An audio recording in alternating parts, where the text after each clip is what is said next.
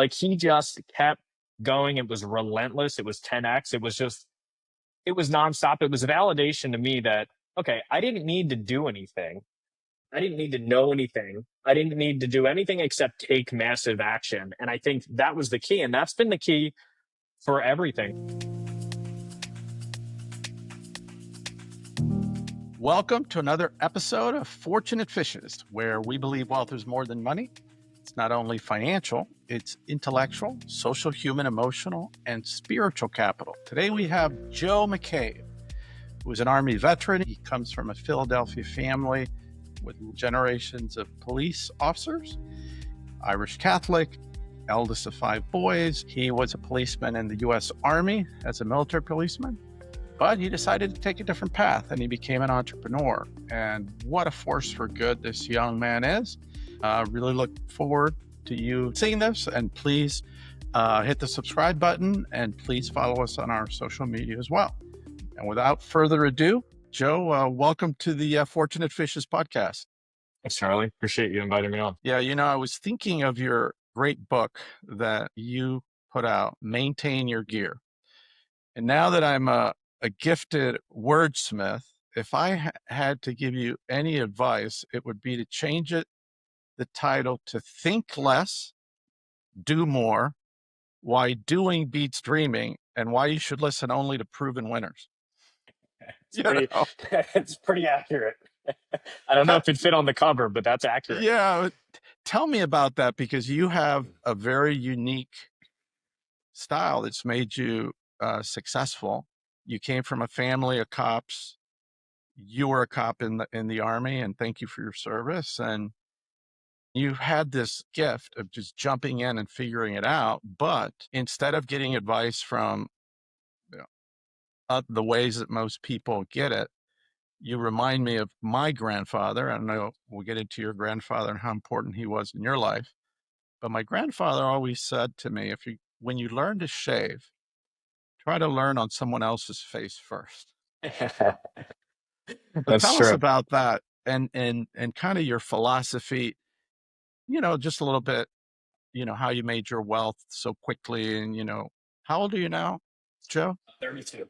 32. And you became a R360 member at the age of 30, our youngest member. So you hold the record so far. I'm going to maintain that. All right. The Maintain Your Gear title was meant a lot to me because it in basic training, it's that one phrase that just echoes in my head. And it was reinforced as I got into business that every decision you make, everything that happens, it all happens because of something you did, something you maintained or didn't maintain. Everything is your responsibility, right? That's right. I have this new word, leadering yourself. Yeah. Because before you gotta have your, if you were in the Marines or the Army, they'd say you have to have your shit together, son. And that's kind of your message. It resonates. Like, you're not a victim, you're powerful.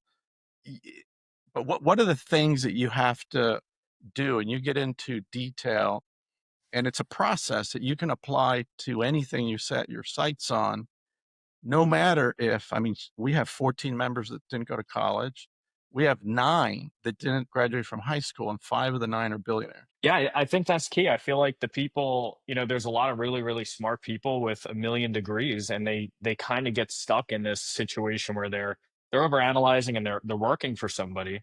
And there's nothing wrong with that, but I think there's something to having the ability to not overthink things, right? Not have to, I call it spreadsheeting. And there's a place for people who spreadsheet and overanalyze and do those things. But I think when it comes to entrepreneurship and starting a company, the less you know, the better. If I knew some of the things I knew now, maybe I would have told myself that. And so instead of getting advice from, people that, anyone can tell you that running a business is hard, even people that didn't run a business, it's not helpful. They've never been there.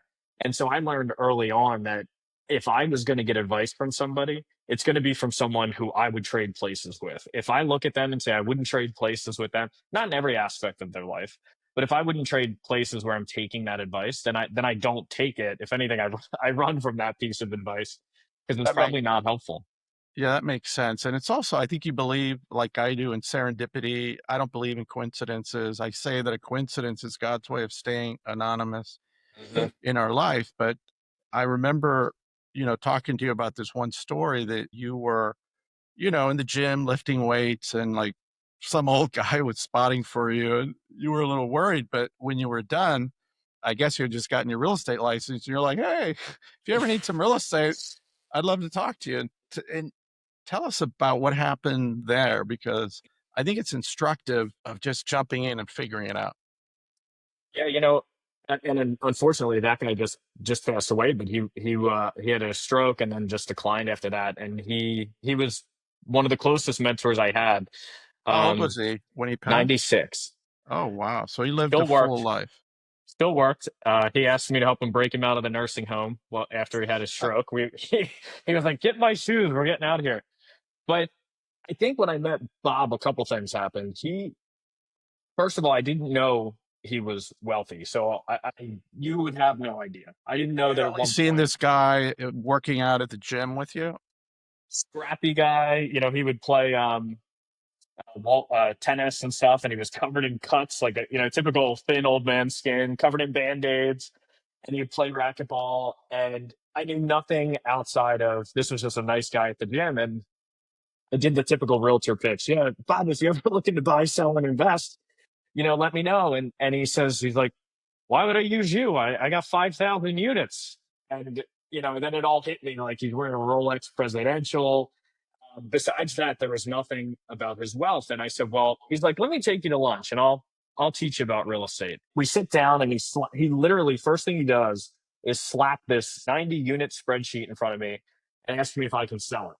I was like, yeah, of course I can sell it. I never sold a house in my life at this point. I was like, but yeah, Uh, of course I can sell this. That attitude that you just said, was that something that you learned in the military, you were born with? I mean, that takes a lot of chutzpah, but it's your same philosophy. Just do it. I'll figure it out. Yeah. I think I've always just had a little bit of that. The military definitely reinforced how important that is. That because at the end of the day, while you do have multiple leaders and different levels, I mean you're leading yourself every single day, and what you do impacts the greater team. And so just relying on leadership could just be a bad thing that could hold you Right. back. But now did Bob like see through it and say like, this guy doesn't know what he's talking about? Did he Oh yeah, challenge you? What happened? oh, for sure. I mean, he actually was the only non-family member I had in that family testimonial or that family video you guys do. He says that I'm brash and fit. That's the first two things he uses to describe me. But he says, "Well, look, I want you to sell these 90 units. I'm not ready to do it yet." He's like, "But here's what I want you to do. Go sell 25 properties for other people first." So kind of what you said in the beginning. Go learn how to sell there. Ruin other people's deals. Don't ruin mine. And so I did. I literally, I mean, that was the ammunition I needed because at that point I was in my last semester of college. I just got my real estate license. I sold 25 properties in that 6 months leading up to December of 2015, and I was going to go to the police department. That was it. Like I And had a start date. during the 6-month process, were you like, hey, Bob, I've sold five, or were you just waiting until you did it to go back to him? We would go to lunch all the time, and Okay. I could just sit there and listen to him talk, and he would just talk and talk and talk. He was a World War II Navy vet. He went to Penn State. He was a pilot. A lot of what I did was copy everything Bob told me. He was a pilot. I became a pilot. He was in the military. I was already in the military. He was an MP. I became an MP. So I was always good at like, all right, that guy's successful. Let me just copy what he did because I've got a roadmap right here in front of me. I don't have to think about it. But beyond the copy, I mean, when I copied someone also with the same strategy, they said, hey, anything you do in business, I've done 20 times. But Mhm. guess what? The first 19, I paid a price and did things wrong. So if you don't call me first, it's on you because I can tell you all the ways not to do it. So when you have somebody with that experience that you don't have, It's both of those, right? Yeah, and he was always good at pushing me there. Like he would always give me examples. So in Philadelphia, he dominated a section called Germantown Mount Airy to this day. Major real estate owns all the properties there. His partner still runs them. He was going to the office every day up until he had a stroke. And he used to tell me about this opportunity just 2 miles away in Manayunk. Manayunk's on fire now. And Manayunk, you could buy houses for $10,000, $5,000. These houses are selling for 500,000 now. He had opportunities to buy hundreds. And he said, "No, I know my zip code. I'm never going outside of it." And so when I went to Bob and said, "Bob, there's this deal in Pittsburgh," he's like, "Do it." The biggest mistake I ever made was locking myself into one area. He's like, "Go big, go bigger. You're going to do amazing things." And he used to say things to me that no one else would say, right? Like nothing wrong with how I grew up, right? Just super middle class, but they would never tell you to go buy 100 properties in Pittsburgh. That's not going to be the advice you get. Right. It's that thinking big. But let me go back to you came from a family of cops. You were a military policeman in the army, and your intent was, hey, I'm going to be a cop, but I'm going to be selling real estate on the side.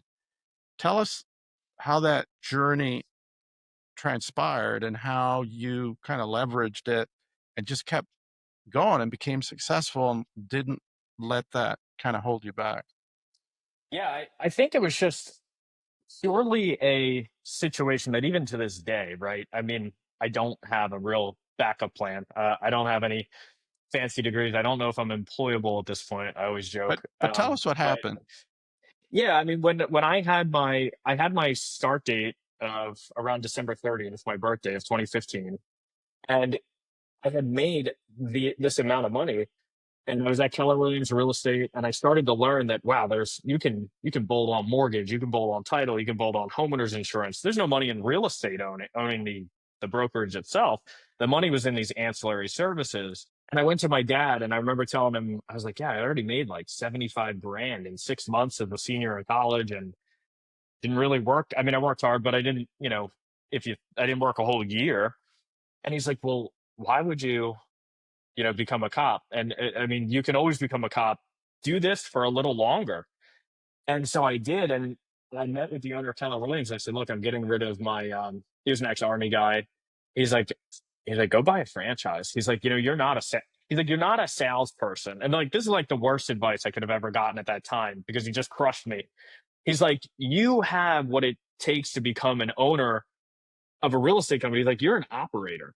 I was like, "What the hell does that mean?" I'm a realtor who's Right. going to be a cop.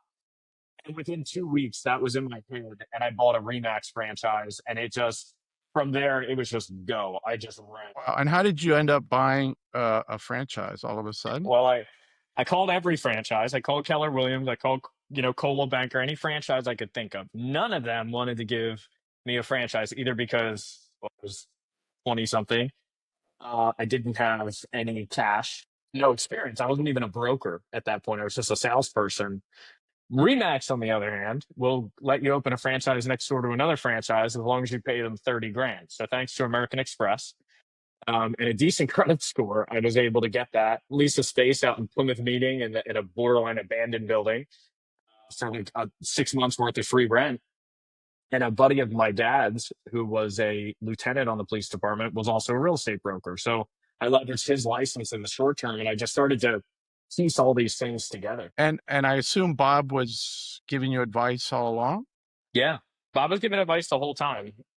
So let me reconcile something because it was kind of interesting. I was just thinking because you mentioned, Keller Realty and buying a franchise, but Gary Keller, who built like the biggest real estate franchise, writes a book, which I've read 3 times. The one thing, the surprisingly simple truth about extraordinary results. And he would probably look at what Bob was doing in that one zip code and say, hey, he became the big fish, shark, whatever, in a small pond, and he stuck to his knitting.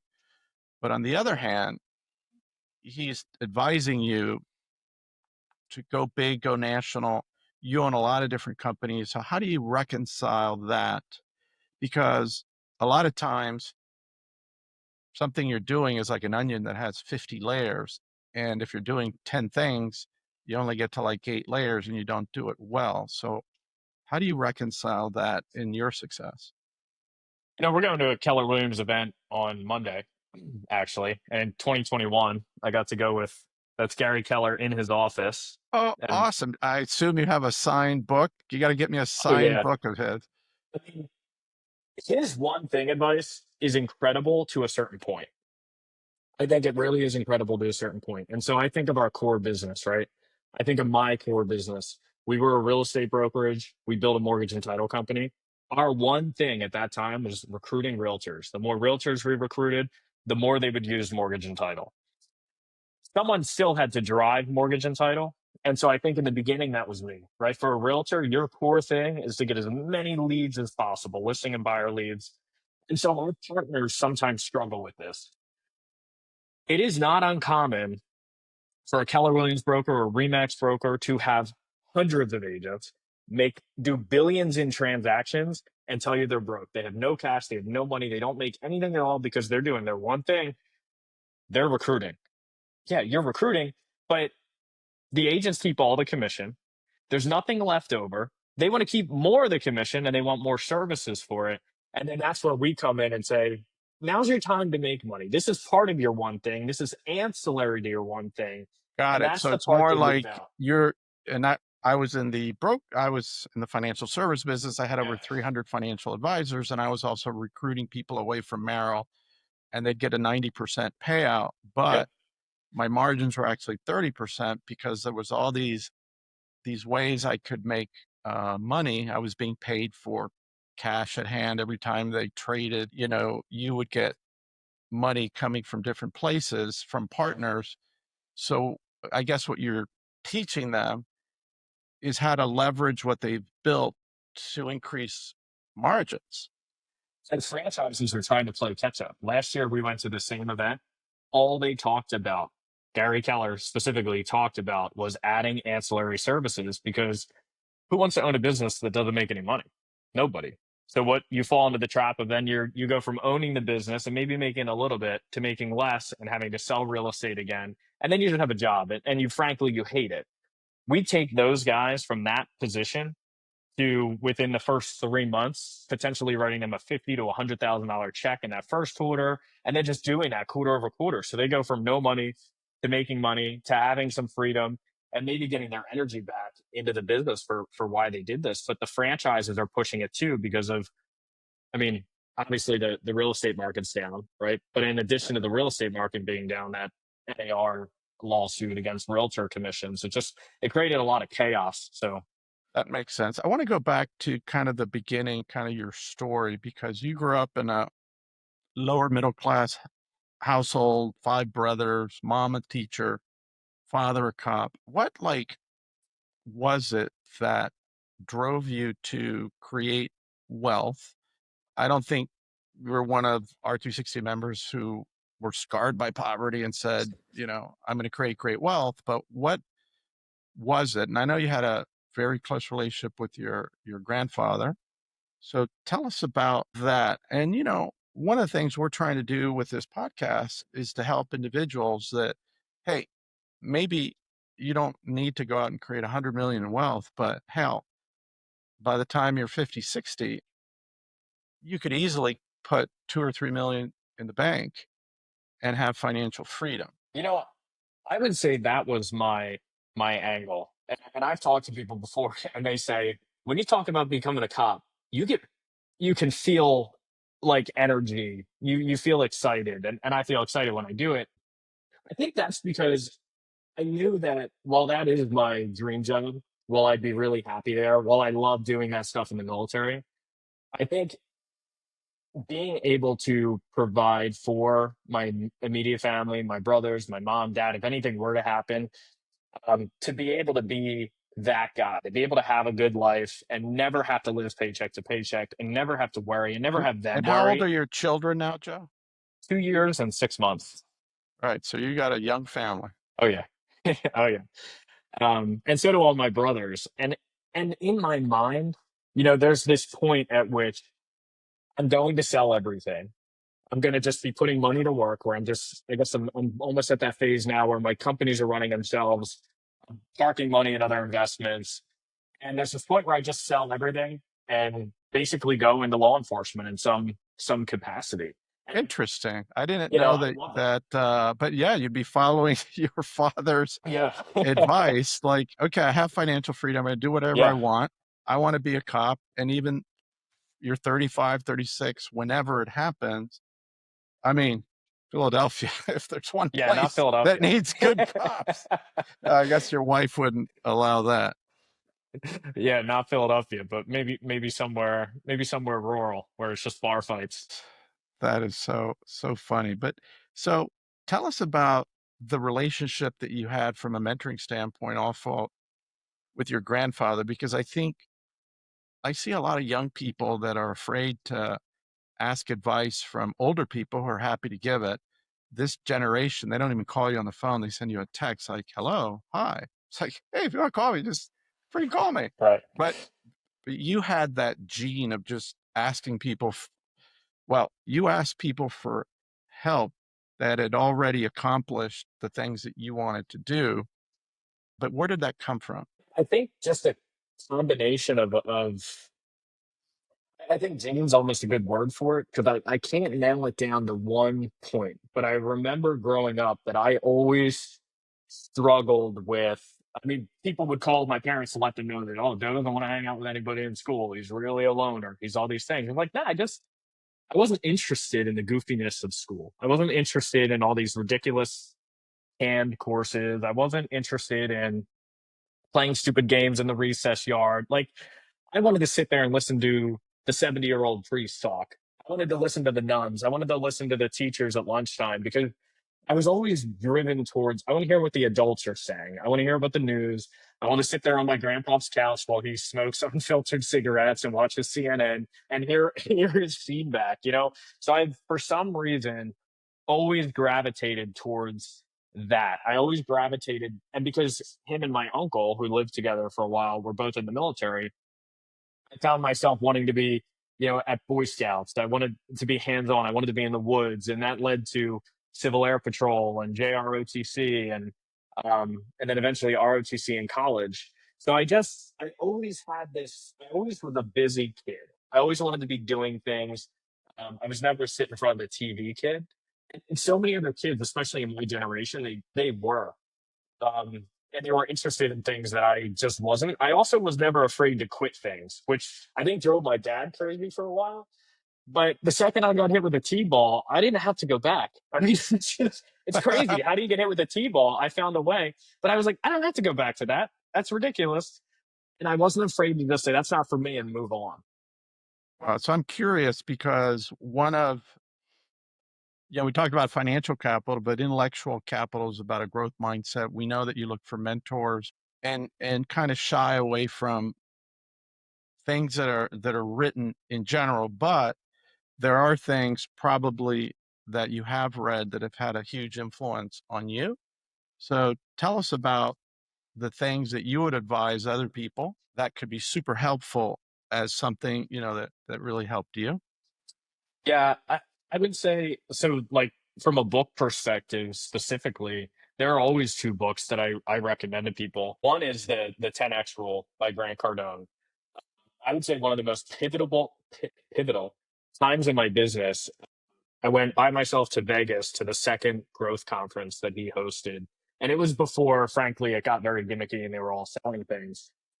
Mylett was there, Andy Frisella was there, and I just reread this 2 days ago. All the notes I took at that event, even the key pivotal moment that I wrote down the commission split I was going to start offering, and then I was going to stop selling real estate and just recruit is when our business took off.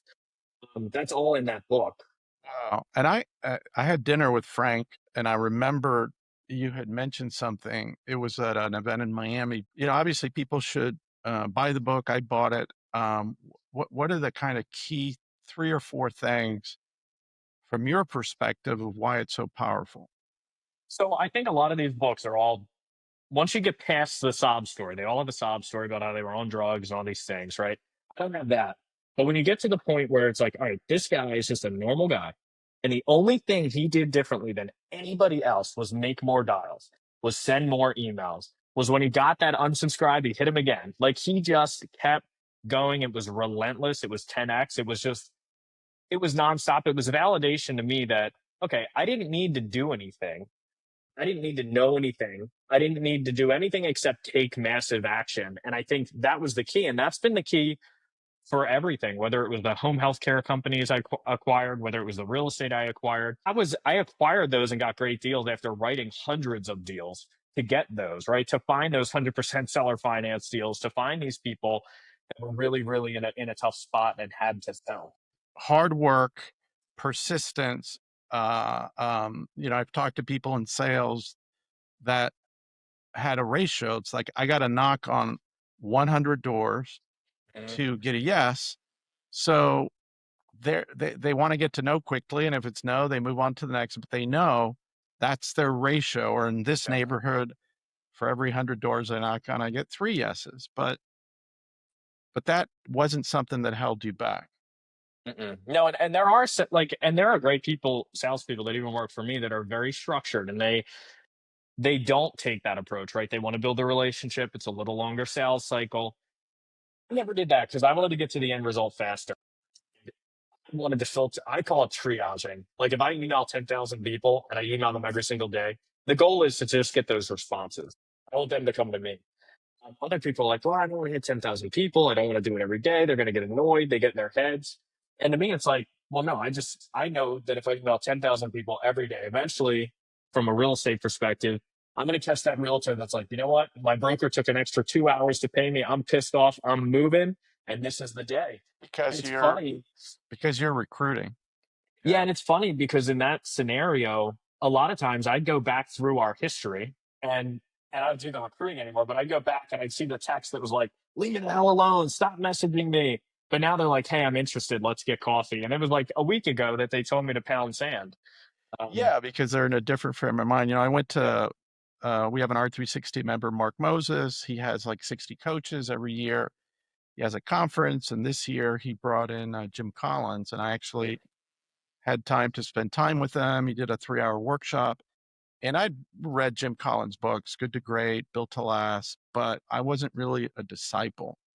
Um, I use EOS Traction to grow and scale, but one of the tools that EOS Traction doesn't have that really has shifted my mind, and I don't know if you've applied it, but in 2001, Amazon was losing a ton of money, and Jim Collins goes out to Washington, to Seattle, and meets with them and explained to them the concept of the flywheel. And they applied it and they became who they are today because they figured out what is the one thing that we have to do in terms of providing value to a client, that if we do that at a 9 or 10 level, it can't but help lead to 2. And if we do that at a 9 or 10 level, it can't help but go to 3, 4, 5, 6, and then it comes back to 1, but at a higher speed, and it keeps turning. The 3 things on the right are what value you provide. Things on the left are the fuel that makes it go faster. And by having clarity on what is the one thing, because if you end up, like you said, working on step 3, but you haven't done step 1 and 2, and it it it's a tremendous, and you get alignment, and then in the center is like, what is your core goal, right? So at R360, we want to touch 3 billion people on the planet. Once we have about 140 members now, we get to about 1,000, and I can't do it by myself. We got to do it together. And having the clarity of, well, how are we going to grow? Well, you need really good chairs. You have to recruit them, right? And make sure they have the values, the purpose. They're aligned around, we believe wealth is more than money. It's the fishes, the 6 forms of capital. So how much have you applied Jim's like philosophies to your company, or have you? yeah, I think, and I was reading a book that's pretty similar to that now called Buy Back Your Time. That's a good word, but it's just been an awesome book, and it's really good for like a lot of the examples he uses are guys that are at like 1 million in revenue, just kind of they fall in they get stuck, right? They get stuck and they don't know what to do, and so that's a great book. But for us, really, that is a huge focus, and what I'm constantly reminding people is in 2 sentences we pretty for the businesses that I actively run, we literally do one thing, and it's we build mortgage and title companies for real estate brokers and builders. If we're doing anything outside of that, so for the operations people, if you're not retaining those agents once they start using us, you're messing up. And for the salespeople, if you're not driving new brokers and builders into the business, you're messing up. You're not doing the thing that matters 80% of the time. And the value is that you're helping them make more money. Yeah, we're writing them checks. Right. And that's awesome. So that's the contribution. And then obviously you're creating referrals and people that are already with you that are doing great. They're calling their friends, say, hey man, you should talk to this guy, Joe McCabe. But I interrupted you. You had said there was 2 books. So one was Frank Cardone's the 10X book. And what was the other one? The other one is Extreme Ownership by Jocko Willink. That was just an incredible reinforcement that I think people forget. Like people, when they're running, let's say running a company, especially, right? They get an entrepreneur like chaos, so that's a bit of a problem sometimes. But instead of maybe accepting the fact that that employee screwed up or your assistant did the wrong thing or that loan officer didn't do a great job because you didn't train them, your immediate thought instead of taking discipline is to fire that person and start over. My question, and sometimes I hang on to people longer than I should, because I give them a chance to work it out because I realized I played a part in whatever went wrong. It goes back to the title of my book, Maintain Your Gear. If you're not squared away, if you didn't put the right systems in place for that employee to succeed, then they didn't fail. Or if they did fail, you failed alongside with them. And you need to fix that going forward. And so I've always loved the extreme uh, ownership mentality. I've always loved that because and from the military too. I mean, that was just beat into us that at any level, your responsibility to maintain yourself, your ammo, your first aid kit, even brushing your teeth, right, your health in general was critical to the overall team's mission. And at the end of the day, that falls on one person. And you can either accept responsibility and ownership of that and drive your company forward, or you can blame other people and basically scowl a chaotic company that's really less valuable. Yeah, let's dig into that because that's super important, I think, as a leader. And Jim Collins has like, what a level 5 leaders do. Well, leaders level 5, they accept responsibility. And when they succeed, they never take the credit, they give it to other people. And one of the things I've tried to do with my 4 kids, 3 girls and a boy, is say, look, we don't believe in victimhood. We're not victims. Your life is not coming at you, it's coming from within you. And if something fails in my life, at first, I don't believe in failure. I teach them that too. If you learn one thing, it was a teaching moment, it wasn't failure. You had to learn this lesson to then figure out something that's coming in the future.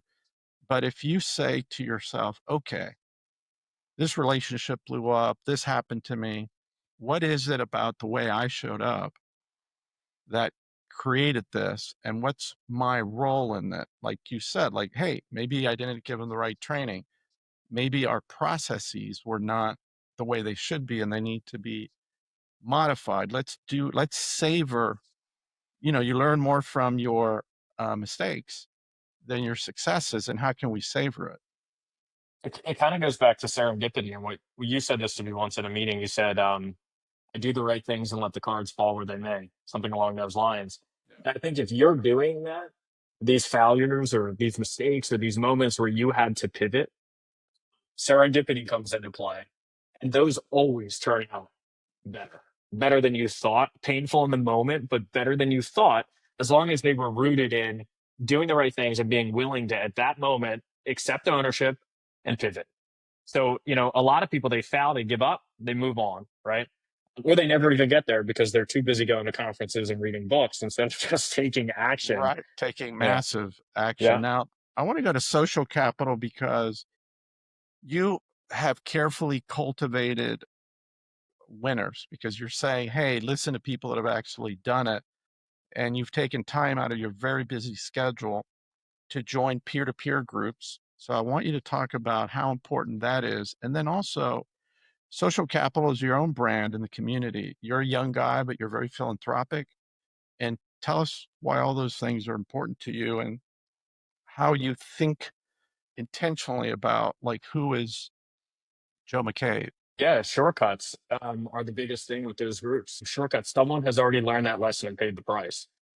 And just by sitting there, whether it's, for me, one of the biggest things was when I started to make a lot of money. As I listened in these groups, there were people who had already figured out how to lower your tax basis pretty easily by And you were in a making group investments. called like Go Abundance, which is a national peer to peer group focused on real estate guys. So you could be in a group with, I don't know how many, but they could share their experiences and you could learn from them, right? Yeah, and a lot of these groups at whatever phase you're in, they had everything from, I've got issues with my family to I've got tax problems, I've got capital gains problems, all the way to hey, I've just got a ton of money and I want to invest.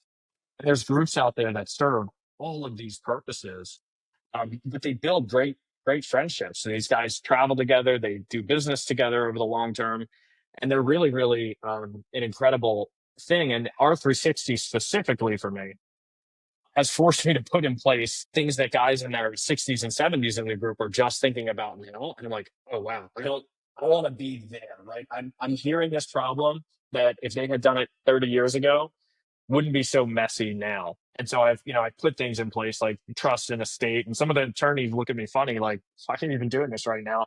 But because I've seen it now on the other side, I've seen what Yeah. happens if you don't. And, and I think the other thing about R360 that I like is that at the end of the meeting, you have to say, hey, based on what I've learned today, between now and the meeting in a year from now, as the patriarch or matriarch of the family, I'm going to do these things for myself, my spouse, my kids. And when you come back in a year, it's like, hey, Joe, Charlie, did you get these done? And you don't want to be the schlepper that says, I didn't do anything. And also, if you do need help in getting those done, you're going to get connected with someone that's already done it or an outside resource that's been verified by other members that they've worked with that's going to help you do that. So you're mastering and you're growing always around these 6 different levels. So it's almost like you have your own things to do. And Robert Cialdini, the most quoted psychologist of all time, he wrote a great book, Persuasion, talks about when you vocalize, I want to be held accountable, you have this internal integrity that says, okay, I put it out to the world. Now I got to do it. That if I had a third lesson, that would be the one I think on one of the other interviews you and I did before, I mentioned that I do quite the opposite of a lot of people. I don't have an assistant. I don't triage my email. I tackle everything as it comes in because there are so few projects that require me that I can't delegate or that I can't just tackle right there. There's so few. Every now and then there's something where I just have to put my head down for 2 hours and look at the books, right? But for the most part, I just take every email that comes in and I address it by the end of the day. And I don't go to sleep until that email box is empty, all those phone calls are returned. Because if not, it just rolls over to the next day. It's stressful. That's a lot of discipline. I'm taking my daughter to this R360 India trip next week, and another daughter graduates. So I'm going to be out of pocket for a week. What do you do in that case? Because I've heard some great advice of getting an automatic email back and saying, hey, return your email because I'm gone for a week. I'll be back on this day. If it's important emergency, text me or hit me through WhatsApp, but I'm out for a week. Yeah. What do you do?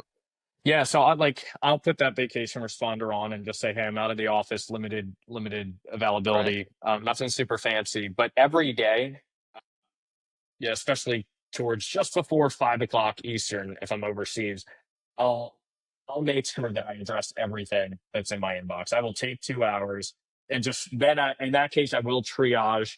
I'll call my chief of staff. I'll call the COO, I'll call the CFO and just say, is there anything burning down? And I let them know to text me. Like, I don't, I don't take off. I don't like the thought. I feel worse if I'm just not in tune. If I don't feel like I don't have my finger on it, I don't feel great. I'd rather just jump in for that hour. It's not ruining my vacation or ruining my mindset. Just spend the hour, 2 hours to get caught up. Make sure everything is good, right? Make sure nothing crazy I happened. And I'm going to do a follow-up 30-minute Zoom call with you because you're going to be my my coach on this. I could do better there. So I knowing you, you have these like hacks and things that people I find that do things at a kind of professional athlete level. Things are so intuitive that they have to really stop and reverse engineer. And it's like, oh, I do yeah. this, this, that, and the other. So I'll connect with you later because I think that is super important, especially, somebody important writes to you, you don't respond back for 10 days because you're busy with other things is a problem. But tell me about your brand now, like in the community, and also some of the philanthropy that you're involved in with. I know you're very involved with veterans and other things. And I found that unusual for a young man like yourself, which I think made you really attractive to the membership committee that we're looking for people that are superheroes that can change the world. And you're already doing it in your 20s. So obviously, by the time you're 60, the things that you're going to do are going to be exponential. Yeah, and I think right now, like what the things that attracted me the most on the philanthropic side are always kind of people getting hurt, whether it was anti-human trafficking work or sponsoring those groups or working with veterans. I think hiring veterans is a big thing that we're focused on right now. I just hired a new chief of staff, new slash CFO, and he's an ex-army guy. He was on the civilian side for a long time as a comptroller of Southern Command. And he just left the military and came on with us full time.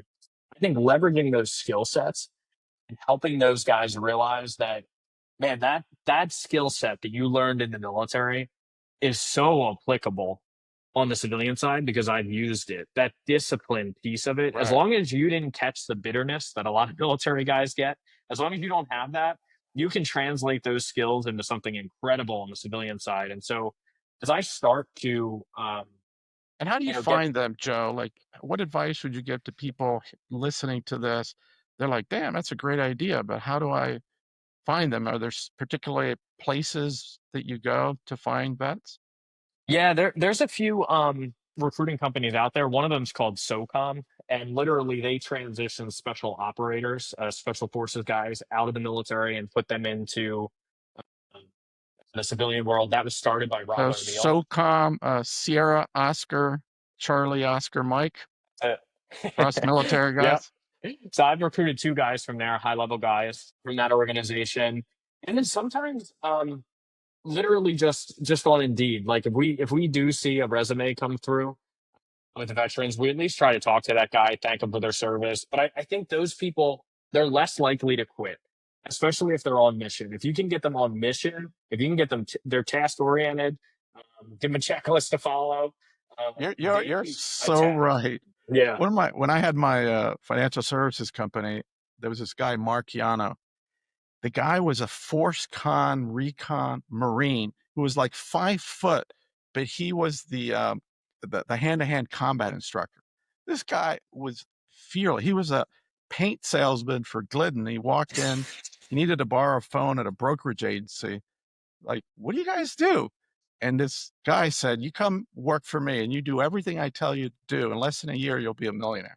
He literally quit that day and he was a millionaire in a year because he had that hyper focus of following exactly what they tell me to do, which involved 300 phone calls Yeah. a day to, but he was like, he had that military fearlessness.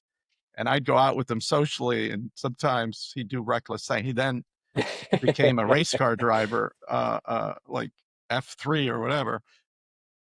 But he had like that thing that you're talking about. Yeah. Yeah, I think that's so critical. And sometimes finding that in civilians, you really have to train that into them. This comes Yeah, the military took care of that part for you. They taught you the discipline. Now you might have to rechannel that and remind them of what that feels like. And sometimes it's a little easier when they're working with other military guys, That's true. for sure. Right. And I imagine also when you put things out to find new employees, you could put, vets, like not a special preference, but at least, more points if you are a military vet. Yeah, we try to advertise like there's ways to do it on the down low where you're advertised like when we say we're Inc. 500, we also put up there that we were Inc. or Vet 100. Got it. Um, so we try to put the hints out there, and they'll find you for sure in those Got it. scenarios. So you dedicate your time and donate money to two basic areas that you're passionate about. One is veterans, and then also ending human trafficking and all the things around that. Let's go to, human capital is really your skills, your health, your energy level. Um, Talk to us about the importance of fitness in your life. What do you do? I know you've had some injuries and you've also tried to, like me, you've gone to Costa Rica and done stem cell treatment. I'll be back there in about a couple of months. But tell us about how important it is to really focus on health and also continuing to learn new skills. I just noticed, by the way, we both have the R360 monument over our right shoulder, but that's my grandpapa on that top shelf behind me. Yeah, I saw that. I have my grandfather's picture to the left of me, and if I look that way, I see him. He was a country doctor in Mississippi, and he got caught in the war. He set up blood banks. He worked with African American soldiers. So when he came back, he decided he was going to integrate in Mississippi after World War II, a hospital. He gets called in the middle of the night by this judge who said, Mac, his last name was McCarthy, they called him Mac, you and Susie and your partner Pat have 24 hours to get out of the state. This is a courtesy call or you're going to Jeez. be lynched because you delivered my first son at 35.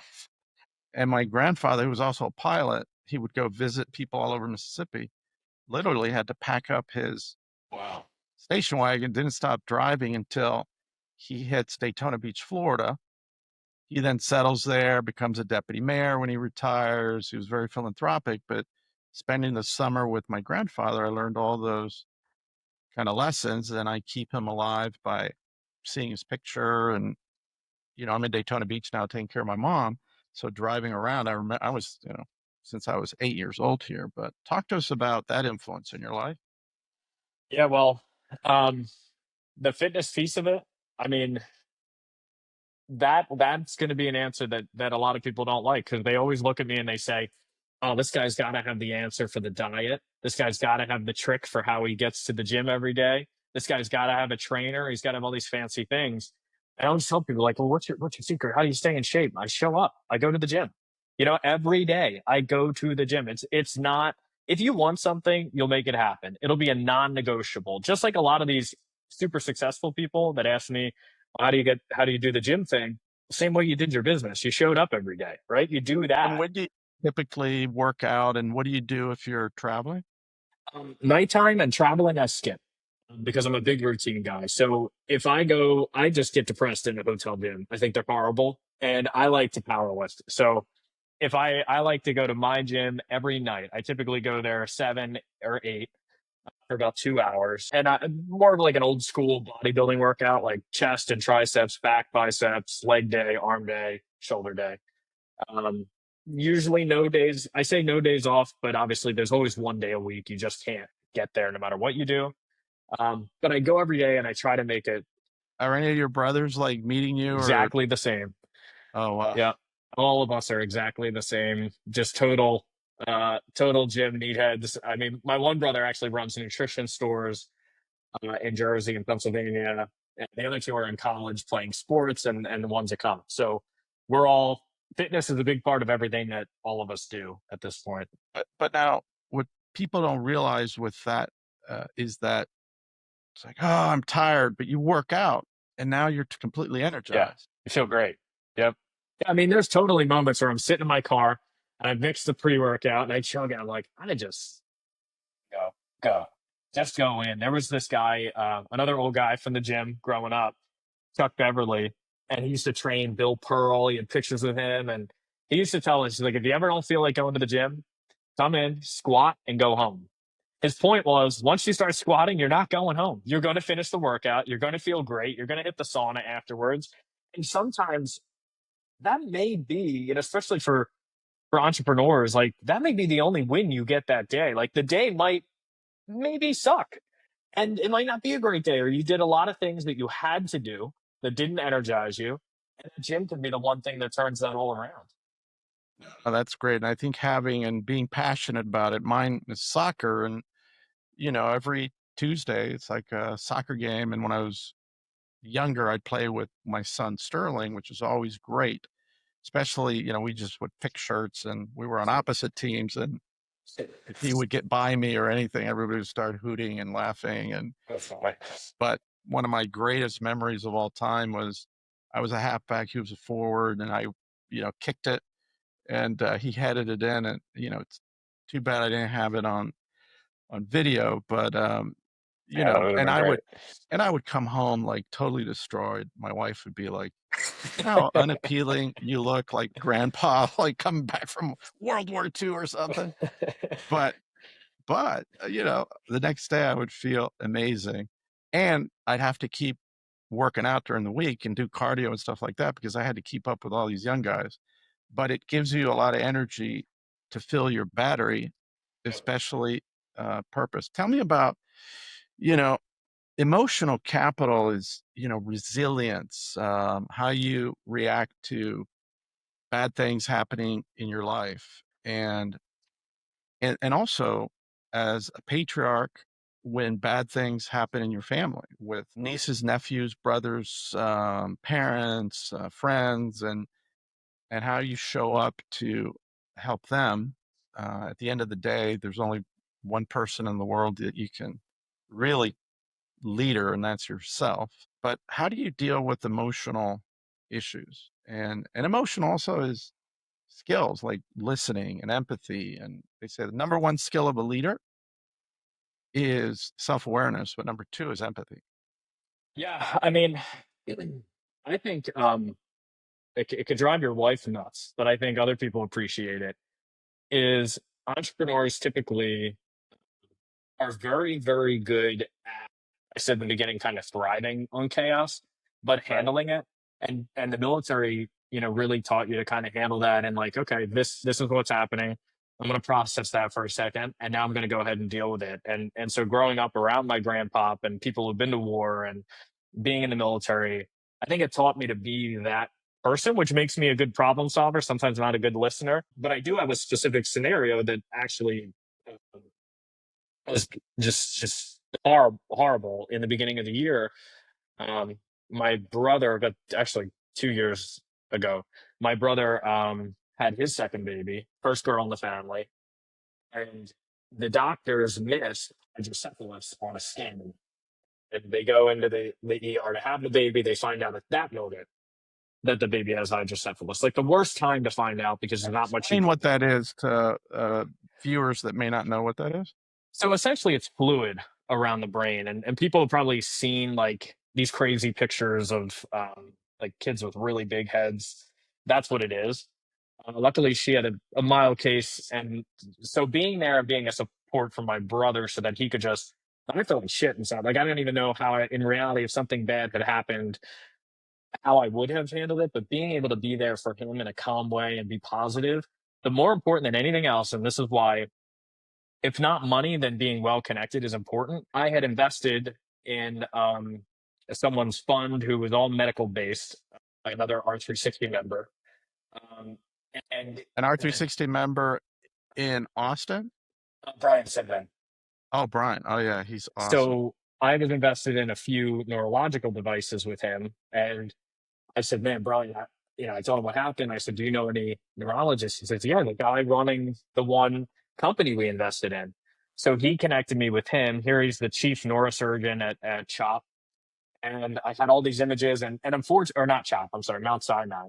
But my brother was at CHOP, and their bedside manner just was horrible. We weren't getting answers, and then the surgeon is usually like kind of the cool guy that gives you the straight answer.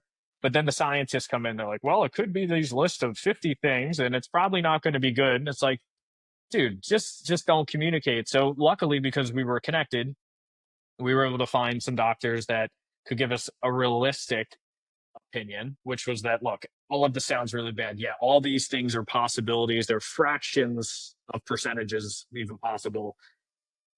I've seen this. I've operated on this. That baby's okay. Um, Wow. that just brought a lot, like, just even for yourself, it for me, it brought it down. It brought it down a notch. It brought my brother down a notch. It gave them a little bit of hope. And luckily, we were able to line up the best surgeon because of that. We knew who to ask for in that hospital because of who the doctor at Mount Sinai knew. And they had the procedure, and the baby's doing great. That's Most so likely no important. issues. Yep. Yeah, it's so important. Have, people just don't realize my father was a heart surgeon. And, behind me, if I go that way, you see a black and white picture with JFK. He was JFK's personal doc, um, Charles Huffnagel, and he invented the heart valve in 54. My dad was with him. But, you have a doctor that does 500 operations a year of something particular, another one that does 10. Well, the one that does 500 is going to be much better. They have more practice, they're more experienced, they're more skilled, but you'll never know that unless you have the right people to go to. I had the same issue during the holidays around Christmas. My sister was in Raleigh with her fiance, and he had a biking accident some years ago, and all of a sudden he had this infection in his spine that was life threatening. Like they were sending in the priest for last Jeez. rites, and he's stuck in this Raleigh hospital. I'm like, dude, you're 30 minutes from Duke, but Duke was completely full. So it was 9 o'clock on a Saturday, and I text one of our members in Austin who has a $9 billion fund. He's a medical doctor. He has 6 degrees. Graduated at Stanford at age 15. Recruited for volleyball, and I'm like, it's a Hail Mary, right? And 20 minutes later, I get a call. It's like, Charlie, I got Duke on the line. I need a name. I need a social security number. And yeah, that's kind of a wonderful thing. So going back to emotional capital and resilience and things like that, and now, you have 2 young kids, but one day they're not going to be so young. What is your plan to build the type of resilience in them as a parent that, you have? Because the only thing we can do with kids is really pass on great values, and the rest, Yeah. it's their journey, right? Yeah. I mean, my plan is to kind of replicate as much as possible the way I grew up. Like I said, I didn't suffer. We don't live at all above our means. We don't do any crazy stuff. Just to live like a normal life with true middle class values. I'm not out of touch from those. And I think that's the key. I've heard and seen crazy things where I'm like, wow, that kid's gonna have problems. I mean, he just entitlement issues and things like that, which kind of can come with money. But I want to make sure they see the world in a normal way. So we've even started to go back to church, participate in the Catholic Church since having kids for the last 2 years. Prior to that, I had skipped it for a while.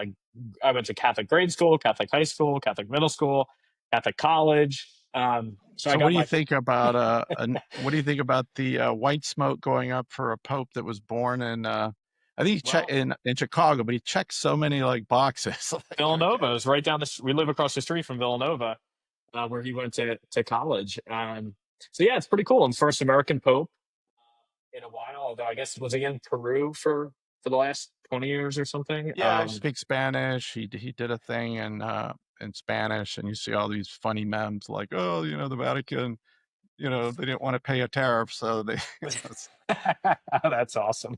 Probably true. Probably some truth to it. But I, I mean, I think that is the type of stuff that I'm trying to replicate. Like I just replicate how I grew up. I'm lucky to have four brothers who are also really, really good people. And so if I could replicate what my parents did, to me, it's a formula for success. Well, are you open to some parental advice? Yeah, always. So one of the smartest things I did with the kids, but I learned it kind of late, so I didn't do it with all of them, but it just worked out spectacularly where, I would pray with them every night, but like on Tuesday, I'd say a prayer that they hated, which was that they were going to have a spectacular failure that week, and the bigger, the better. And I made them also memorize like Marianne Williamson's poem that we're all, powerful and we're not victims. And then, Friday would come and I'd say, okay, if you're not failing, you're not pushing yourself hard enough. So how did you fail? And then they tell me, and I would like high five, big hug, I love you. And the whole message was, look, Babe Ruth, yeah, he's the home run king, but he was also the strikeout king. He was going for it. It's like your mentors, like think big, and then if you fail, you don't fail if you learn one thing. Brush yourself off and keep moving. But I want you to know that dad is going to love you unconditionally. And the more you fail, the more I'm going to love you. It establishes like something in a kid's brain that they become, fearless. And in this world of social media and Instagram and all this stuff where you look at other kids and they're all perfect and perfect, I don't want perfect kid, and that conditioning over time and doing it kind of week to week just helps them. And now she's an actress. She graduates, my youngest, next week. I'll be at NYU. And if you think of being in front of 2,000 people singing and dancing, you can fall. There's so many ways that you Yeah. can. And then when she tries out for parts, 9 out of 10 times she's rejected. But yeah, she just keeps going. This is a great transition into the spirituality part. You grew up Catholic, Irish Catholic. You're saying you're kind of coming back to it. How does that influence your life, and also understanding, like why you're here and what your purpose is? Yeah, I mean, I think the reason that I kind of stopped going matters, right? I was working in the rectory. I was going to church all the time. I was going to church during school. I was hanging out. I loved hanging out with the priests, of course, because that goes like there were 12 priests all in their 80s, and they'd been all over the world, and some of them were in war zones. So I always got to hear cool stories. But you get away from it because it's like it was just forced. So much of it was forced, especially growing up. Like we had to go to church and we had to bring our mom back that weekly pamphlet so we could prove it. In reality, we'd park our bikes outside, grab it, run out of the door, and go back to the park.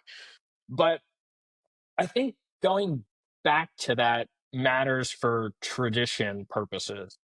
I think when you think back to growing up and you think about Easter, you think about Christmas, going to mass was a big part of that. Sometimes that's the only time people go to mass. Um, but I think for me, the spirituality purpose, I can't say it any better than when you said it before. Can go back to that one sentence that you do the right things and let the cards fall where they may.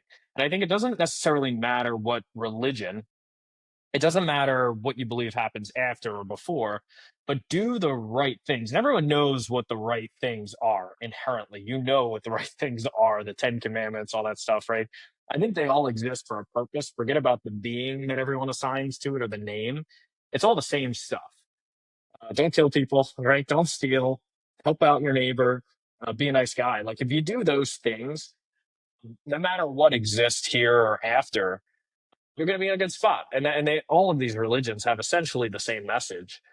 And I think some people want to go all in and they go really extreme and dedicated to one religion, and that's great. I just think if you follow a good code of ethics, personal code of ethics, it doesn't really matter because you're going to do the right things and you're going to accept the results of those decisions.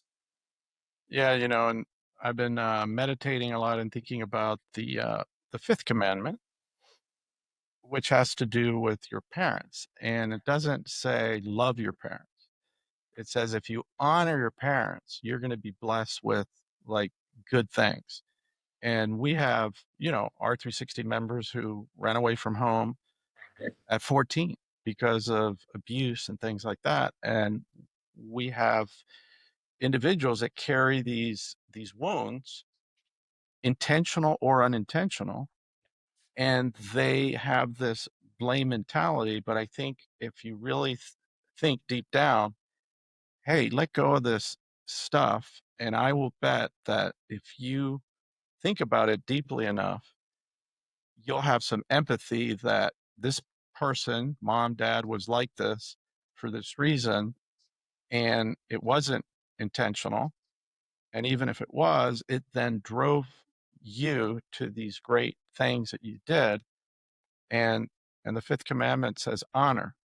Love is a little more complicated with your parents, but I think honoring them, and I have pictures of them and I try to honor them all the time and bring them into the present. You do the same thing with your grandparents, your mom, your dad.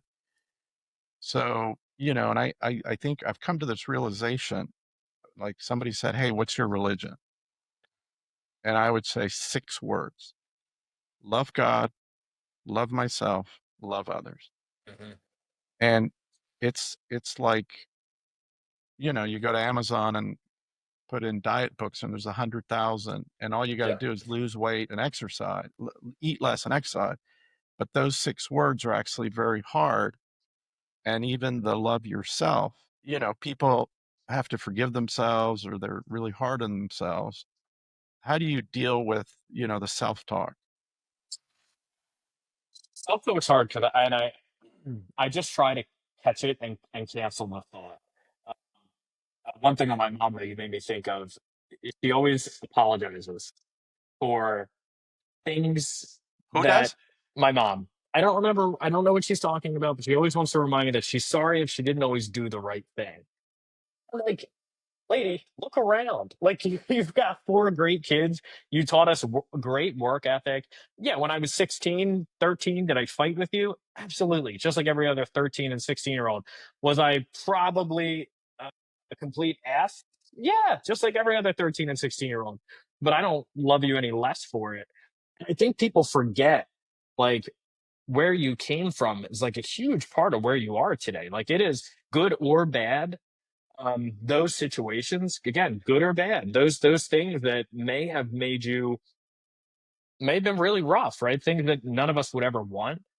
They probably gave you the skill set that you have today that maybe even helped you build your company or gives you the grit to move forward. I mean, without those things, you aren't who you are without those experiences, good or bad. So let them go, accept that it happened, but leverage the hell out of that experience. I think it's so important. Yeah. And your mom was a teacher, right? What did she teach? She taught history and English. Oh, And great. she was My actually my seventh grade teacher, which was horrible because she got pregnant that year. It was like brutal. It was brutal. my mom was a seventh grade teacher, but it was science because she went to Georgetown nursing school, and then she had to get a master's in science to teach. And you had these brilliant women in those decades that you had these barriers in the 60s that they couldn't do. Now women can be whoever they want to be, but back then, many of them went into the teaching profession. You had these wonderful, incredibly smart women. So I benefited from that. I can never get away with anything because I was always like, "Oh, you're Mrs. So and so's son." I almost didn't even have an identity. But now she's, 58 pounds. She's in hospice. I moved to Florida to take care of her. She's like, every time I see her, it's just, "Mom, I love you. You're the most amazing mom." And you just show up. It's like a blessing and a curse to see her. When I first got here, I could take her to play bridge, take her to the movies, take her to a restaurant, and now she's in bed and she's just dying. So it's really kind of sad, but it's a cycle of life. On the other hand, my oldest daughter's married, and a month ago, I have a granddaughter, Dalia, my third. Congrats. I didn't know that. Yeah. And, I heard from a R260 member something that really struck me. He's 82 now and he has, I think, 12 grandchildren. And he said, I'm, it struck me immortality when I see my eyes, my smirks, my values in my grandkids. And and I know I'm going to live forever through them. And I've, like you and I have been influenced by our grandfathers in a very big way. So I think that, that's a really cool thought. And it also has helped me. My dad died when he was young, 62. And I'm like, I'll die when I die. I'm grateful. I have no regrets. But then I changed like, no, no, no. I want to now live to 101, which means I got to do all these things, bank my stem cells in Costa Rica with MI, because yeah, I could get hit by the proverbial bus. And, you know, when God wants to take me, he'll take me, and that's fine. But if I could stay till 101, that means I'm going to be here for my grandkids. And, a lot of times parents, when you have teenagers, the parents become the enemy and the grandparents are like, at least me, hey, what are all the rules that my grandkids have to follow? And let's see, how can I break them all? Like payback. So But true. yeah, Yeah, no, we don't give Charlie any candy, but somehow every time my mom's here, he's got a piece of candy. I'm like, that's a, you know what you're doing, but yeah. the I always revenge. I like to kid you. Thanks for naming your son after me, but I know it Yeah, was that's true. your grandpa. That's why. Well, you named him after both grandfathers. You got their name in there, right? Yeah, so Charlie James. My grandpa went by Charles, but I wanted to give him the informal version, like you use. And then my dad's dad was James. So Charles was Korean War, James was Vietnam War. Yeah, it's just it was like the first name that came to me, and everyone's like, "Aren't you going to name him Joe like you?" I'm like, "No, I'm not going to do that." That's funny. Um, Now tell me about, sometimes the most important choice that you make is your life partner. So tell us about the importance of that and how you ended up in the marriage that you're in, and how long did it take before you knew this was the one? we come from different worlds. Talking about just differences there. I mean, she's Puerto Rican and Cuban, so there's like four generations alive versus us. I don't have a single grandparent alive anymore. So just the difference is there. Um, Me coming from just a law enforcement family, and her coming from literally the hood, the actual But hood. she came from also like education, right? Was in her background or her parents, So her dad? no, no, her mom, she's the first person to go to college. She's a nurse practitioner. Now she stays home with the kids now for a little bit, but she's women's health nurse practitioner, and we met in the gym. So I used to go. One bad thing about going to a 24-hour gym is that if you're committed to going every single day like I am, then you'll just work longer knowing that you can go at midnight. And so I started to go at midnight, and I started to see this girl there all the time. I was like, this is so strange. I wonder what she does. So finally, I talked to her. I didn't have the balls to talk to her in person. I actually messaged her on Instagram because a trainer, I knew the trainer, and he would post her, and the trainer used to work for me at a gym that I own. Um, and so she messaged back like a few weeks later because her mom encouraged her to, and she was drinking down in Louisiana. And then we went on one or two dates, and I mean after that I moved her in and ran quick, right? I didn't have to think too much about it. She could cook. She was very different than me. She brought a lot of things that I'd never been exposed to, never really got to experience. I mean, um, and it was a lot of fun to be around like a different culture, a different world entirely. And where did she grow up? North Philly. Got it. And then how did you have a very tight-knit Irish Catholic family? How did you must be intimidating from her side or even your side on that, going into this strange Latin culture. How did that work out? Luckily, we were drinking back then when we first met each other's families, so we weren't intimidated at all. Maybe we should have been, but neither of us drink now. Um, but it's funny just because, like, again, you've got um, her dad who had some run-ins, with law enforcement, and then my dad who's a cop, and here we are at our wedding, and they're sitting next to each other having a beer. And it's cool that people can be pulled together by things like that. And maybe on the streets you wouldn't necessarily, connect that way. But there is a funny story. We took our whole family. my mom, dad, and my little brothers to Ireland, and we got to meet all our family and my dad's side, and they're not from any of the places that we thought they were. They're from Coot Hill in Ireland, and one of my uncles is asking about her, and I could see him talking to her over there, and he comes over to me and he's like, "No Irish blood at all." And I'm like, "What do you mean?" He's like, "She's saying that she's Puerto Rican and Cuban. She has no Irish blood at all." I'm like, "I never met this guy before." And he's like, he just shakes his head and walks away. I'm like, "Wow, they're from a different world." But that was his biggest concern. He's like, "So there's no Irish blood in this relationship at all, except you." And I'm like, "No, just me." He's like, "All right." Like he had to really digest that. It's so funny.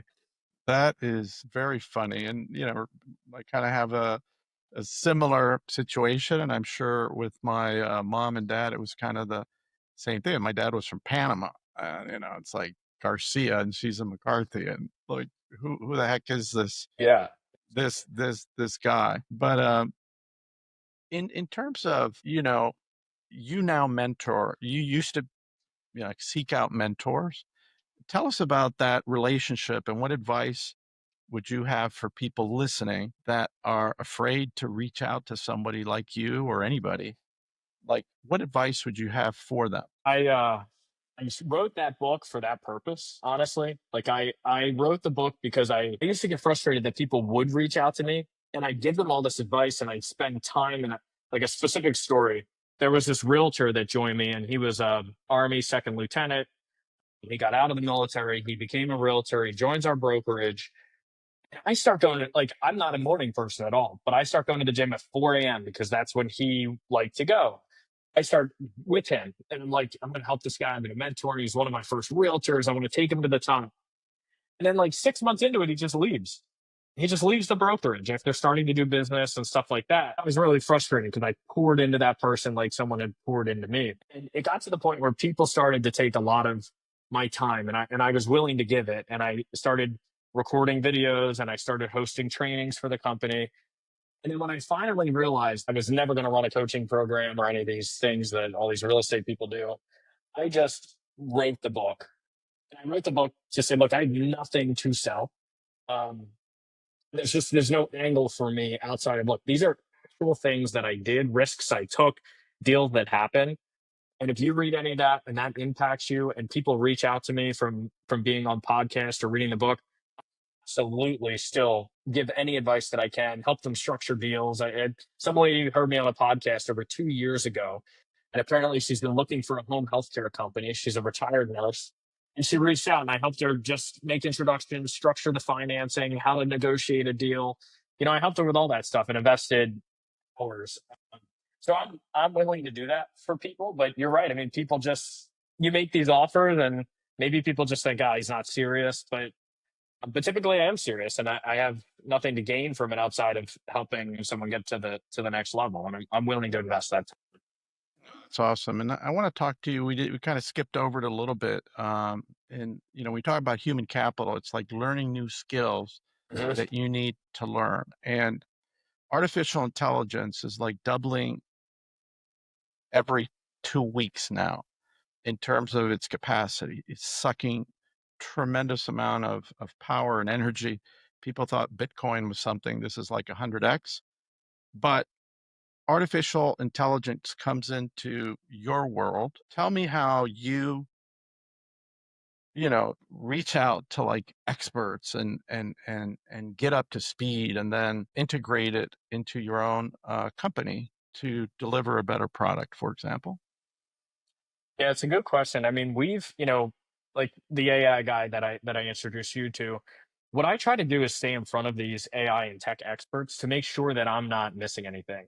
What I try to do more than anything is avoid the noise because a lot of it to me is still noise in our industry specifically. I mean, we're service based. There's a lot of people that have to provide these services. We've still got states where to run a title report, we have to pull physical pieces of paper. So we're a long way from AI or even digital files. Um, so what I do is like to do periodic check-ins and just make sure, like, am I missing anything? Is there anything that could be helping? And people, again, it goes back to what you said. Are people willing to give that free advice? Absolutely, they are. because maybe long term you do become a client of theirs. Um, so that's really important. The other thing that I do is we use a lot of third party vendors for all of our software. So I make sure that those guys are on the cutting edge. Like, for example, he's been in the news recently because of Palantir. Joe Lonsdale started a company called Qualia. Qualia happens to be our title insurance kind of CRM. And I know they're on the cutting edge of AI, right? So I think leveraging AI could also mean just tapping into and purchasing products that are out there. I think a lot of people think of the noise and think somehow they have to build an AI platform. You might just be in a business where you just need to purchase something that integrates AI automatically. And so that's where I try to stay. I have a personal belief, as much as Zillow and all these other companies have tried to remove the realtor from the process, um, it doesn't work. I think at the end of the day, people do not want to become home purchase experts. They don't want to know about title insurance or homeowners insurance or mortgages. They want to go belly to belly with someone. They want to buy the one or two houses they're going to buy their whole life, and they need someone to guide them through that process. So I think it'll have little impact on the people, but I think it's the speed and the quality and the time frame that we can do deals and just deliver security in a transaction where No. AI and these tools can help.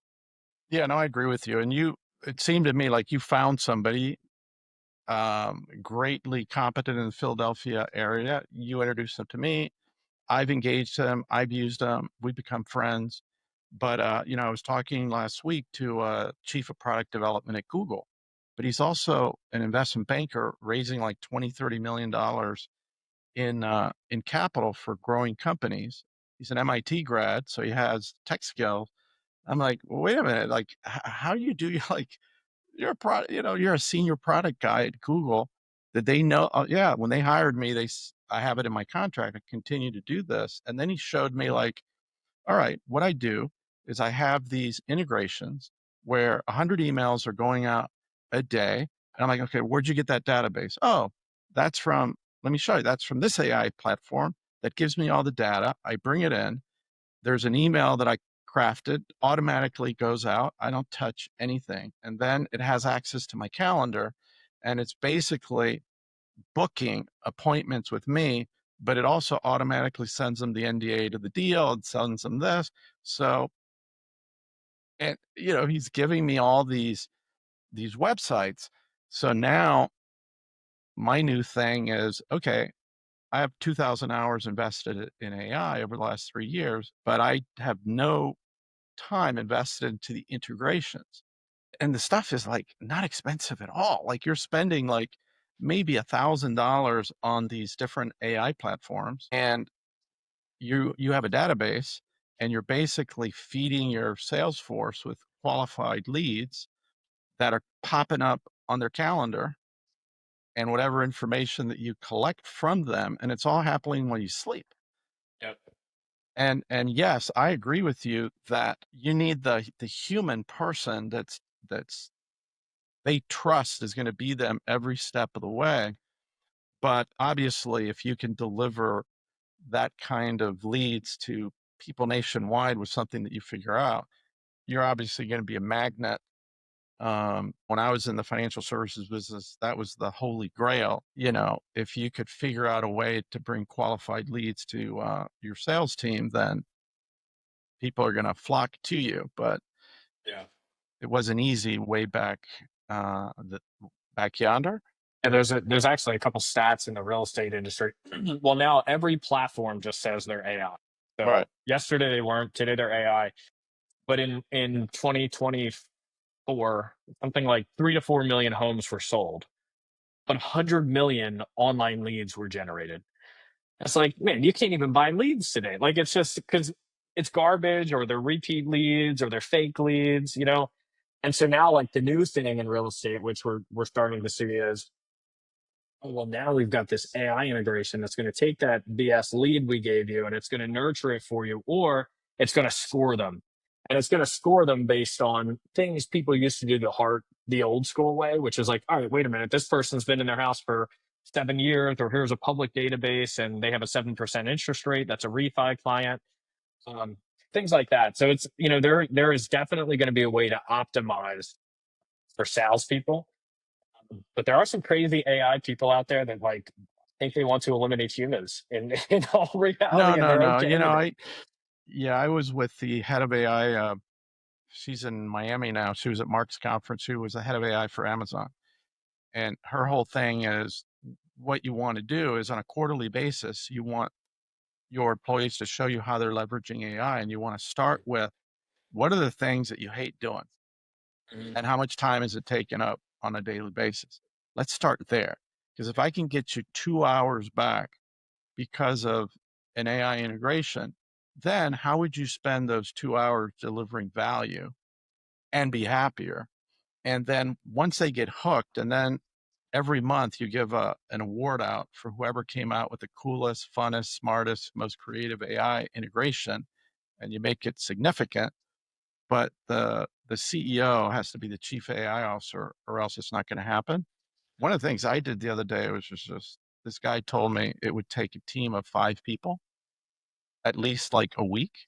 So you find a competitor's website that's just knocking it out of the park, whoever it is. You then create a team of the top web designers in the world, and they're in this role. And you say, with ChatGPT, the $200 version, 4.5 has this deep research thing. Say, go analyze every single page of that website, then analyze mine, and tell me what they're doing that I'm not doing that I should do to get those results. It was unbelievable. It gave me back, Joe, 48 pages, 22,000 words.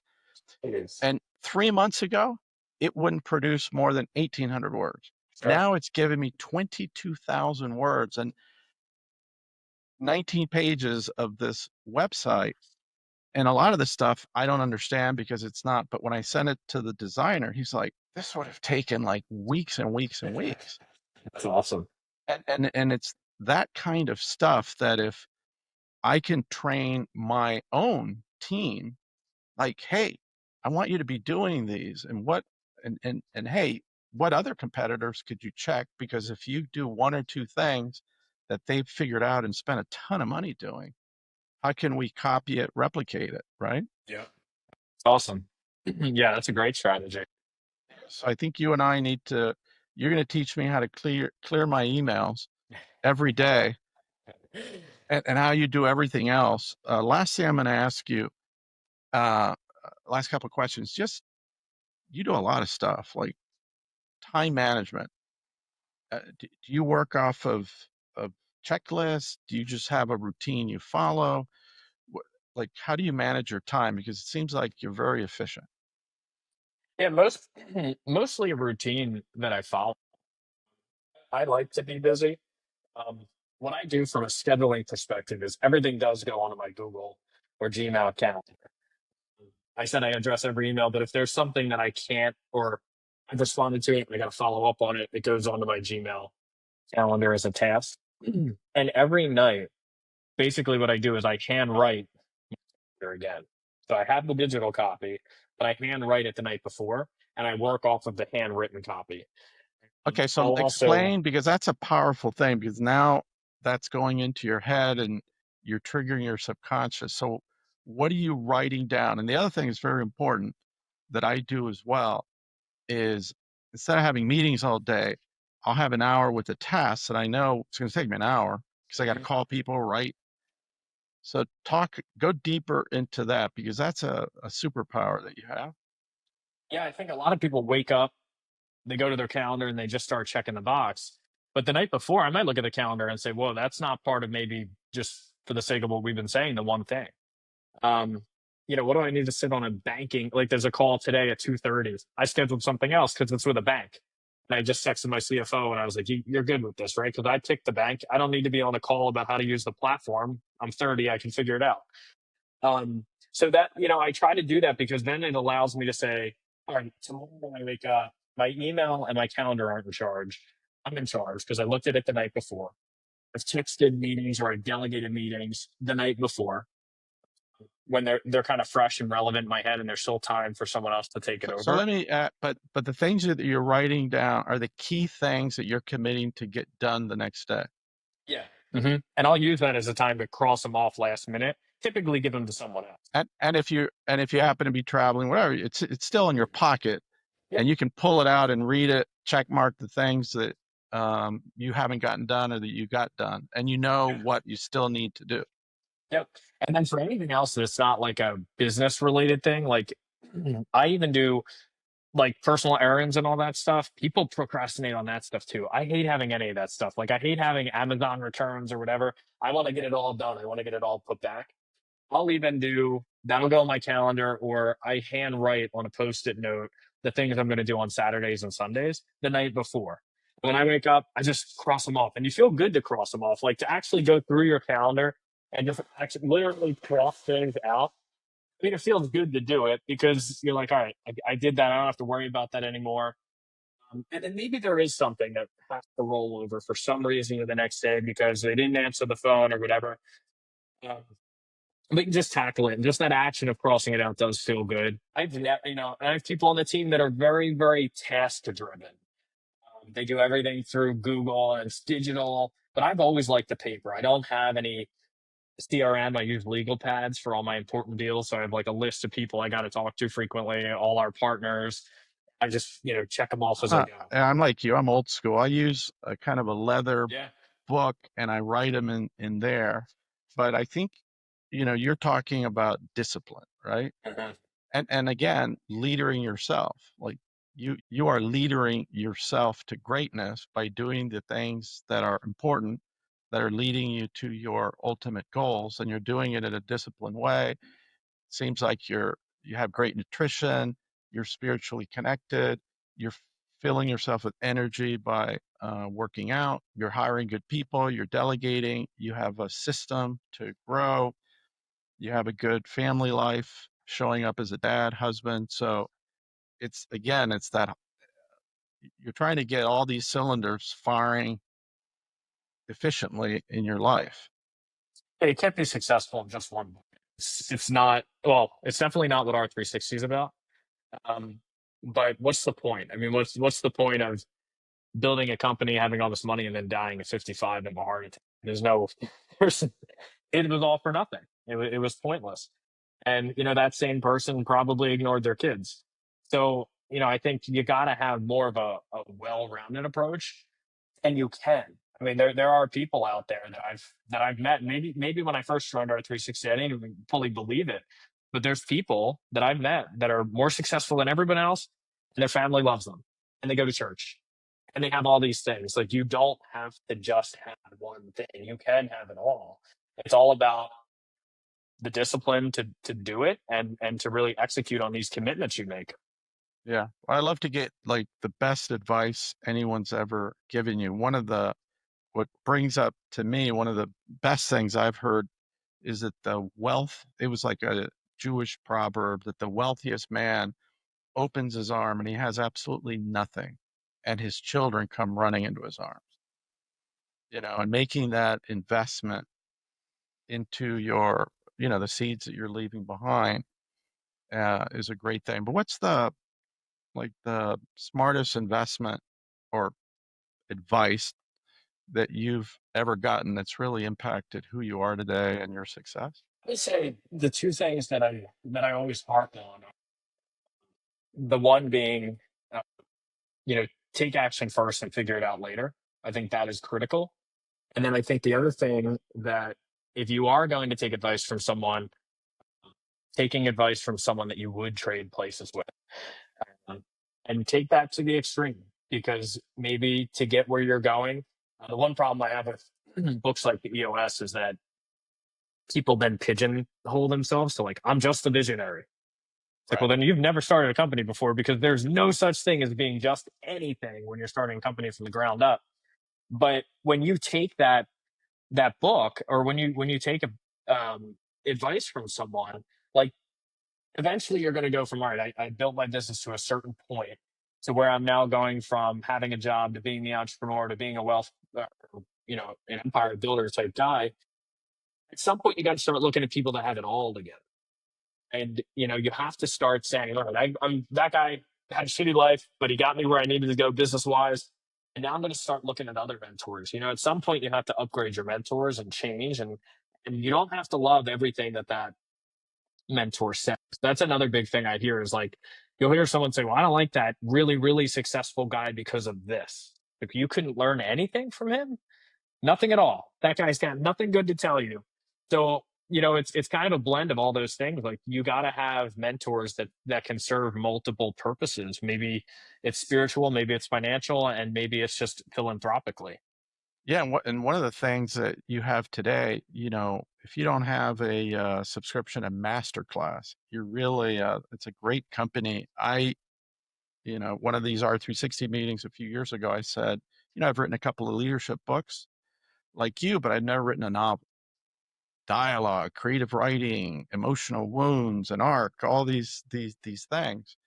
And I went to Masterclass, like, oh my God, like James Patterson has a class, and Lee Child, and Dan Brown, and Aaron Sorkin. You could learn from and it's like 25 video lessons that can be up to 20 minutes of video, workbooks, scripts that they use.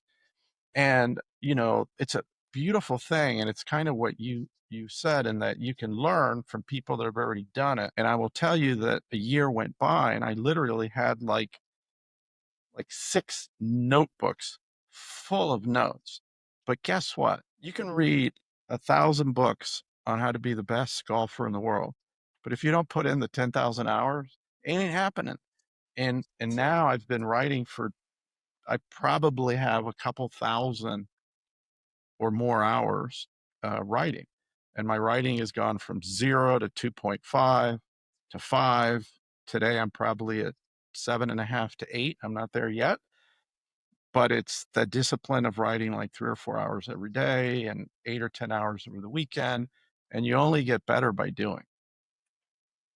But having those teachers that you can go to even online now, as my kids say, I got a electric guitar back there. And the other thing I said, besides writing novels, I was going to learn to play the electric guitar.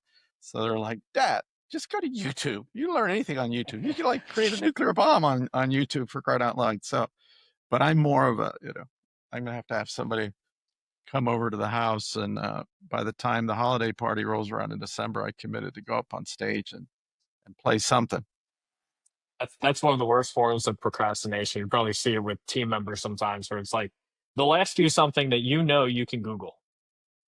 It's like, that is just a form of not getting something done. Like, hey, do you know where to find this? Yeah, Google. Same place I found it when I started the company, and anybody could find that piece of information. Like, it is all out there. There's so little that you need to take a course on or can't find online for free. No, no, no, you're right. And now with AI, you can basically teach yourself. And now that it's voice activated, and you could say, you are Jim Collins. Yeah. Uh, Create as Jim Collins a lesson plan for me over 10 hours, and each lesson an hour. It'll create the lesson plan and say, okay, do an outline for lesson one, write it out as a script. All right. Now you can like listen to it in your car. You can read it. Yeah, it's going to be a different world. Last thing, anything that I didn't ask you that I should have asked you that you'd want to respond to for the benefit of the audience who's looking at a young guy who many people may look at you as a machine. You're so disciplined, but what advice do you have for people out there? And what didn't I ask you I should have? I think there's anything else in there that I would cover, um, except for that fact that, if there is someone that you want to talk to, if there is something you heard that you didn't hear, people do want to help other people if you approach them the right way, and more importantly, if you're actually going to execute on the time they give you and the advice they give you. That was one thing that I was always good at, and I think that's what kept mentors close, is when they gave me advice or spent time with me, it was not wasted. It was instantly executed on. One of the things that I drive myself with nuts, but when I commit to something in an R360 meeting, I always say those next 2 to 3 days, my head is spinning from all the amazing things that I've learned from other people because I'm spinning because I'm taking them. Not only did I commit to it on paper for next year, but I'm doing it in the next 24 to 48 hours because I know that that stuff is so valuable that it could potentially change my life. And like, I just want to tackle things now, like get them out of the way now. I'm not able to procrastinate or wait. If I see an opportunity, I seize it. And so I just encourage people to do the same exact things and stop putting these made up things in your head that you don't know something, you can't find something out, you can't talk to somebody, or you didn't grow up in the right situation because none of that is absolutely it's all in between your ears. BS. I agree with you. And I'm going to end with this story. When I did 3 years of law school at Columbia, I decided that it's not what I wanted to do because I had an introduction to financial services and I saw how overnight I could make half my salary not working 3,000 hours, but in 24 hours. Why would I waste 3,000 hours of my non-refundable minutes? We only have 4,000 weeks in our life. So I read a book by Jack Schwager called Market Wizards, and it profiled like 10 of the top people in the market. And there was one guy in Boca Raton, Florida, where my ex-in-laws live, and it was in Florida. I was in New York, and I didn't want to be in New York. And he was a U.S. Marine that went to Columbia Business School. I'm in Columbia Law. He had won the stock trading championship 7 years in a row, and then he just quit because he didn't find it competitive. And he traded himself, and he would make like $4 to $10 million every year. So I moved to Boca Raton, find this guy's office, and he wouldn't see me. He was busy. So I just showed up, talked to his assistant. He's in a room trading, and he literally made me every day for 21 days. I was in his office from like 9 in the morning till 5. Never saw me. And he had a door he could exit from. And finally, he gave up and he took me out to lunch. And, we hit it off. He was a tough SOB, but we started a partnership called Leatherneck Partners because even though I was in the Air Force, I did that Marine Corps Commanded Staff College. Yeah. When I was stationed in like Honduras for 6 months. I did it by correspondence. It was like 30 or 40 bucks. So we bonded around that. And to your point, be persistent. A lot of people, if you reach out to them, they'll just, like you, be gracious and help them. But even if you find the right person and they're grumpy and they don't want to see you, if you're persistent, eventually they will. Sure. So, and they'll appreciate it. Yeah, they will. And I'm going to end it with that. Joe, you were amazing. Thank you for your time, and have a wonderful day. And I will be following up for a half an hour Zoom call on cleaning my inbox efficiently. Perfect. It's good to see you, Charlie. Thank you.